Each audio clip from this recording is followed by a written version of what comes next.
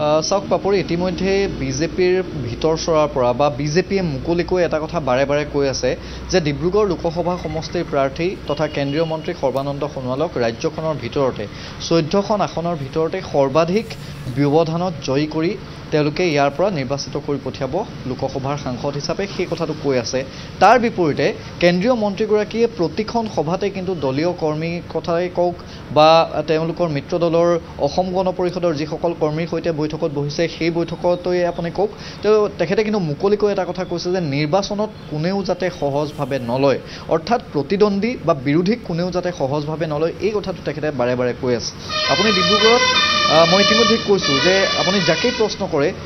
তেওঁৱেই এটা কথা কয় যে বিৰোধী এইবাৰ একেবাৰে নিষ্প্ৰভ ডিব্ৰুগড় লোকসভা সমষ্টিত আৰু নিৰ্বাচনী যুঁজ যেনেধৰণে হ'ব বুলি ভবা হৈছিল তেনেধৰণৰ কোনো নিৰ্বাচনী যুঁজ ইয়াত নহয়, একপক্ষীয়ভাৱে সৰ্বানন্দ সোণোৱাল হয়তো জয়ী হ'ব, এই কথাটো সকলোৱে ইতিমধ্যে কৈছে। কিন্তু তাৰ বিপৰীতে কেন্দ্ৰীয় মন্ত্ৰীগৰাকীৰ এই যি নিৰন্তৰ প্ৰচাৰ অভিযান, সেই নিৰন্তৰ প্ৰচাৰ অভিযানত তেওঁ কিন্তু কেইটামান কাম বিশেষভাৱে কৰিছে। প্ৰথম কথা হৈছে যে তেওঁ ৰাইজৰ মাজলৈও গৈছে, কিন্তু তাৰ সমান্তৰালভাৱে প্ৰতিখন জিলাৰ বা প্ৰতিখন বিধানসভাৰ যিসকল দলীয় কৰ্মী নেতা বা তৃণমূল পৰ্যায়ৰ যিসকল কৰ্মী সেই কৰ্মীসকলৰ সৈতে পোনপটীয়াকৈ তেখেতে সাক্ষাৎ কৰিছে আৰু পোনপটীয়াকৈ তেখেতে কথা বতৰা পাতিছে। গতিকে এই যিটো এটা তেওঁ এটা প্ৰচেষ্টা হাতত লৈছে, সমান্তৰালভাৱে মিত্ৰ দল অসম গণ পৰিষদৰ যিসকল কৰ্মী সেই কৰ্মীসকলৰ সৈতেও সেয়া লাগিলে আপুনি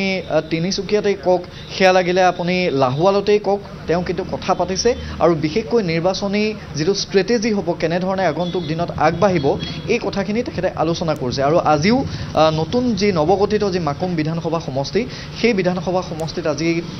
তিনিটাকৈ কাৰ্যসূচী তেখেতে অংশগ্ৰহণ কৰিব। প্ৰথম কাৰ্যসূচীটো হৈছে যে বিজেপিৰ যিসকল কৰ্মী সেই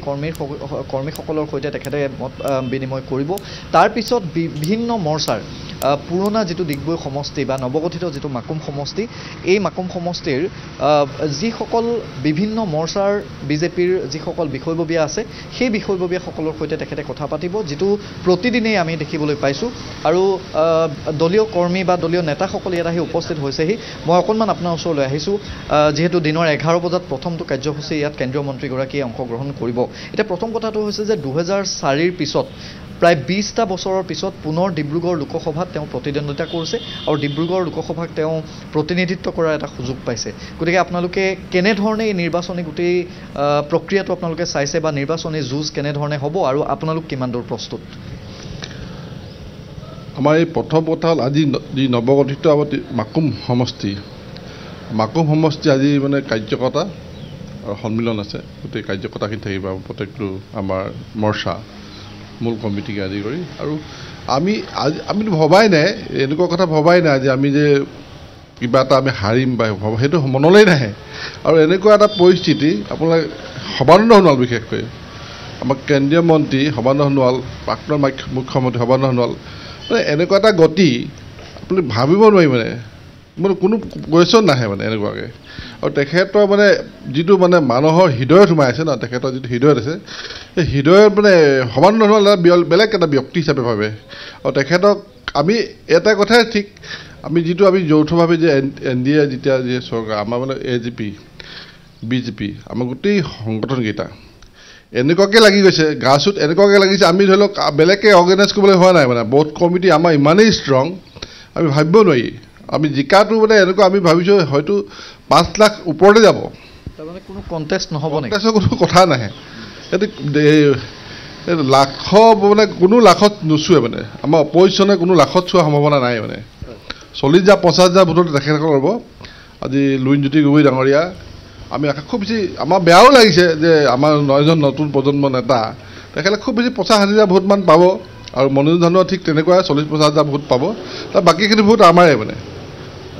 যদি চোৱা যায় যে 1999 চনৰ পৰা আজিৰ দিনটোলৈকে সৰ্বানন্দ সোণোৱালৰ যিটো ৰাজনৈতিক কেৰিয়াৰ, এই ৰাজনৈতিক কেৰিয়াৰটোত তেখেতে কেতিয়াবা অসম গণ পৰিষদত আছে বা তাৰ পূৰ্বে যিহেতু সদৌ অসম ছাত্ৰ সন্থাৰ তেখেত দায়িত্বত আছিল, পৰৱৰ্তী সময়ত তেখেতে বিজেপি দলত আছে। কিন্তু আমি দেখা পাইছিলোঁ যে যিদিনা মানকটা খেলপথাৰত তেখেতক আদৰণি জনোৱা হৈছিল, তাত কিন্তু দল নিৰ্বিশেষেও বিভিন্নজনে স্বতঃস্ফূৰ্তভাৱে কোনো দলৰ লগত জড়িত নহয় তেনেধৰণেও মানুহ ওলাই আহিছিল। গতিকে তেখেতৰ যিটো ব্যক্তিত্ব, সেই ব্যক্তিত্বৰ প্ৰতিয়ে আকৰ্ষিত হৈ ওলাই আহিছে নে অন্য কোনো কাৰণ যিয়ে সৰ্বানন্দ সোণোৱালৰ প্ৰতি মানুহক আকৰ্ষিত কৰিবলৈ সক্ষম হৈছে সৰ্বানন্দ মই ক'লোৱেই সৰ্বানন্দ প্ৰত্যেকজন মানুহৰ হৃদয়ত সোমাই আছে সৰ্বানন্দ সোণোৱাল এনেকুৱা এজন ব্যক্তি তেখেতৰ হৃদয়ত সোমাই যি তেখেত দূৰ দলতেই নাথাকক লাগিলে আগতে এজিপিত আছিলে এতিয়া বিজেপি হ'ল বা বিজেপি হৈ যিটো মানে তেখেত হৃদয়ত ই অসমৰ এজন এনেই মানে জাতীয় নায়ক দিয়া নাই মানে তেখেতক জাতীয় নায়ক এইকাৰণে দিলে তেখেতৰ হৃদয়ত সোমাইছে সৰ্বানন্দ সোণোৱালে অসমৰ সত্তা তেখেতক সেইকাৰণে হৃদয়ত পায় তেখেতে স্বতঃস্ফূৰ্তভাৱে ৰাইজ ওলাই আহিছে দল সংগঠন নিৰ্বিশেষে জনসাধাৰণ ওলাই আহিছে ধন্যবাদ জনাইছোঁ আৰু পাপৰি এটা কথা উল্লেখ কৰিব লাগিব যে এই বিগত দিনকেইটাত যেনেধৰণে তেখেতে নিৰ্বাচনী প্ৰচাৰ চলাইছে সেয়া লাগিলে তিনিচুকীয়াত কওক সেয়া লাগিলে দুলীয়াজানত কওক আপুনি বিজেপিৰ যিসকল নেতা কৰ্মীৰ সৈতে আমি কথা পাতিছোঁ বা লগ পাইছোঁ তেওঁলোকৰ বাহিৰেও অসম গণ পৰিষদৰ যিটো শিবিৰ বা অসম গণ পৰিষদে য'ত আদৰণি জনাইছে তাতো কিন্তু স্বতঃস্ফূৰ্তভাৱে হাজাৰ হাজাৰ কৰ্মীয়ে তেখেতক আহি পোনপটীয়াকৈ এষাৰ মাত দিছেহি বা তেওঁৰ সৈতে মত বিনিময় কৰিছে আৰু সৰ্বানন্দ সোণোৱালেও সেই যিটো তেখেতৰ এটা ভেটি সেই ভেটিটো যেনেধৰণে তেখেতে সুদৃঢ় কৰি ৰাখিছে দীৰ্ঘ সময় ধৰি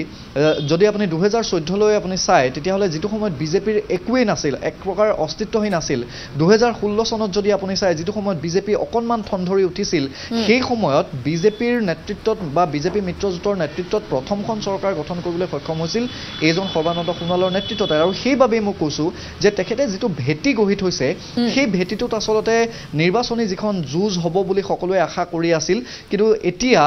তেখেতে কোৱাৰ দৰে এই নিৰ্বাচনী যুঁজখন ক্ৰমাৎ নিষ্প্ৰভ হৈ পৰিছে আৰু এই ভেটিটোৰ বাবেই ইয়াত যে যুঁজ নহ'ব ইয়াত যে একপক্ষীয়ভাৱে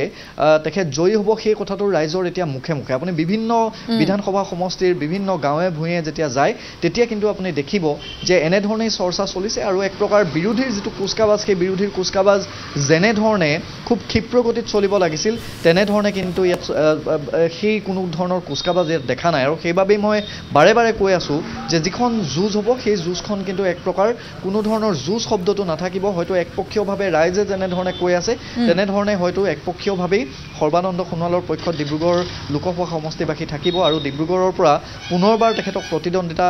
যিহেতু তেখেতে আগবঢ়াইছে গতিকে পুনৰবাৰ ডিব্ৰুগড় লোকসভা সমষ্টিক প্ৰতিনিধিত্ব কৰিবলৈ ৰাইজে হয়তো তেখেতকে দায়িত্ব দিব এনেধৰণৰ কিছু চিন্তা চৰ্চা বা এনেধৰণৰ ৰাইজৰ মুখে মুখে চৰ্চা এইখিনি কিন্তু চলি আছে পাপৰি ধন্যবাদ জনাইছোঁ কৌস্তভ কিছু সময়ৰ পাছতে আমি পুনৰবাৰ আপোনাৰ সৈতে সংযুক্ত হ'ম আৰু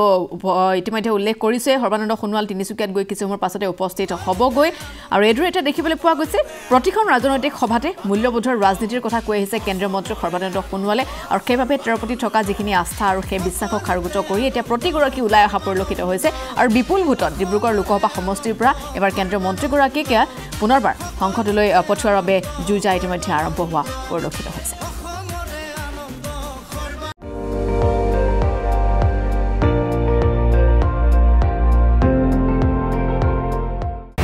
আপুনি চাই আছে ND24 সৰ্বশ্ৰেষ্ঠ নহয় সৰ্বোত্তমৰ দৌৰা